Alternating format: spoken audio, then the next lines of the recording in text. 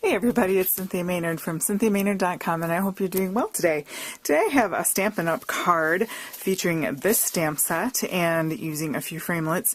I admit this one kind of stumped me. I don't know, I thought it would be a really easy one for me, so I went ahead and got it. I really liked the superhero element. My kids love superheroes, especially my son, and I thought I'd make a super cute Mother's Day and Father's Day stamp set, and then I just kind of got it and kind of did nothing with it. I tried one, and here, I'll even show you what I tried. I tried doing something with it, and I just, meh, I don't know. So I went ahead and I tried again. I gave it a rest for like a month or so, and I came up with this card, and I really love how it turned out. So hopefully you do too.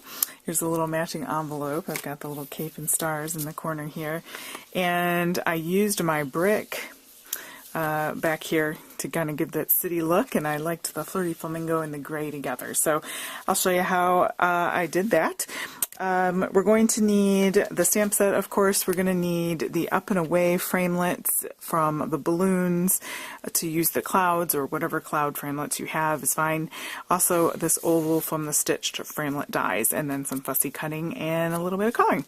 So let's go ahead and get started on that. I'm going to put that aside. I have a piece of gray cut to an A2 size card, a flirty flamingo with that. I'm going to use some archival ink. You can grab your Stampin' Up! Archival ink if that's what you have. I happen to have this. And I'm making the girl this time. And I'm using that archival ink so that we will have no problem coloring her. No smearage will occur. So that I got called into jury duty. I have to go in, so trying to get some videos done here. Gotta do my duty. And I wasn't sure if I'd be called in. I know I was summoned, but yep, I'm called in. So we'll see how that works out. Okay, I'm going to go ahead and stamp her body on there like that. Alright. And then I'm going to let that dry. I'm also going to go ahead and stamp the cityscape here, and we can just do it right on the same paper. I'm going to need a bigger block than that though. And we're not going to color this, but we are going to cut it out with our scissors. Not too difficult. So that's nice when there's a framelit to go with it, but c'est la vie. I'll show you the whole videotape because I'm sure you can figure out how to cut, but basically I'm going to get this off here. I just basically went along the bottom here, just like so. And then the best I could, turning the paper, it really helps when you're doing these little spots. I'll admit, cutting little things out with my scissors is not my favorite thing to do. There are people who do art like that, and it's absolutely beautiful, and kudos to them, but I don't know. I prefer framelits or shapes that I can cut fairly easily. So this is one of those shapes. It's not too bad. The girl was a little bit harder for me, but not too handy with an X-Acto knife. So it's the clumsy thing again. I end up maiming myself. We have that cut out, so we'll put that aside. And then we'll go ahead and color her some tealy colors. So I have this Lagoon color, Lost Lagoon. It is discontinued, but you could use something similar to that, but I wanted to use that, so I just basically colored it in. It's a really tight spot, so my flirty flamingo out. I'm going to dip my, these are great, I love these blender pens, and you can dip it right in the ink there and use that. Color in her little boots and her hair tie, and then you can just clean it off just like that until it runs clear again. You get a pack of 3 with those. I love those things. Hello Honey, again this is a retired one. You could use whatever we have out that is similar right now. Delightful Dijon or something like that. Her little belt buckle. Yeah, I made her hair brown and her skin like mine, so you could make her whatever color floats your boat. Pulling some of that color over with the blending solution.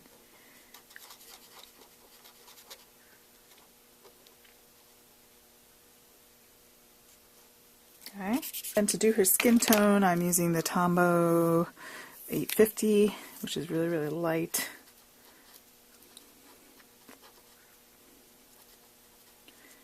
Like me, I glow in the dark. It's really sad. I have like no skin color. Alright. Pretty simple. And then we're just going to go ahead and cut her out. I'm going to take my piece of Flirty Flamingo, which is cut slightly less than an A2 size card. I'm going to run it through our brick embossing folder, and I'll be right back. I ran it through the Big Shot, and I like the brick because it makes it look like a city, rough and tough, and we'll have that. I also took more of that gray, and I cut out my die cuts for my clouds on the up and away. So I'll have that over here at the ready. Wow, and Supermom.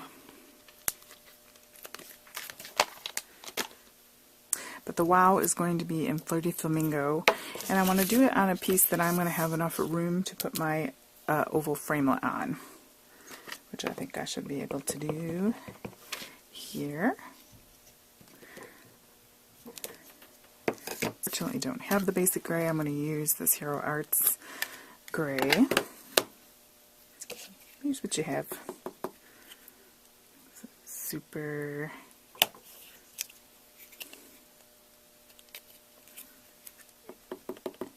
Mom. I'm going to get an oval framelit and with the stitch framelit die and cut this out. Go ahead and you have that. I love these stitch framelits. Alright, we're going to attempt to cut her out.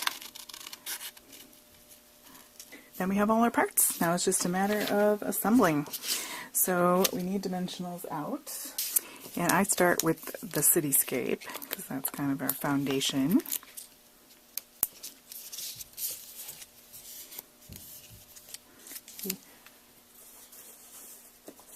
Tiny one. I have these little tiny guys.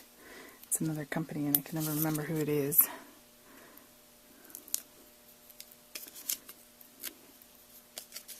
And it's about the same thickness as a dimensional, so that makes it easy. So I'm just lining that up in the corner here, like so. Couple dimensionals on our wow here. I really do love those stitch framelit dies. Are great. You get squares, circles, and ovals, and they just cut out so beautifully. Okay, so I have that about here, and then I'm going to put her next to it. And I'm going to do one of these smaller ones here. I kind of have her overlapping a bit there. And then our clouds, one first, because that's kind of our focal point cloud. Let's see, we'll put it about there. And then for these tiny clouds, we're just going to use the little teeny tiny. And I have this one overlapping as well. Right, this one's kind of floating out here. And that's all there is to that. So the rest is just a matter of assemblage. I've got, let's see, where's my twine? Some twine that I'm going to wrap around this gray piece. It's going to go around once, and then enough to cut here. I think I got this at the dollar spot at Target or something. I make these a bit smaller.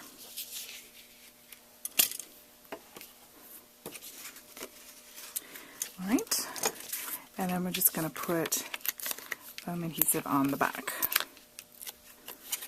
Alright, and then I'm just going to kind of almost put this, scoot this over a little bit for right now, because I do want the gray to be like that. And then you can put your little twine over that like that. a piece of Whisper White and cut to double the 5.5, and so 11 by 4 1/4, and score it in the middle, and then you have yourself a card base. And I stamped one of the stamps in here that says "You're incredible," and I went ahead and did that in the Flirty Flamingo on the inside. And then on the envelope, also in Flirty Flamingo, I did the cape, and then it has these teeny tiny little stars that I did all around here. So I like how it turned out, guys. Go ahead and give me a thumbs up if you like it, and go ahead and subscribe if you're not already a subscriber. And if you want any of those stamp sets or things or dimensionals, go ahead and go to my website at cynthiamaynard.com and click on the Stampin' Up link, and I should be able to help you out. Thanks so much, guys, and have a great day.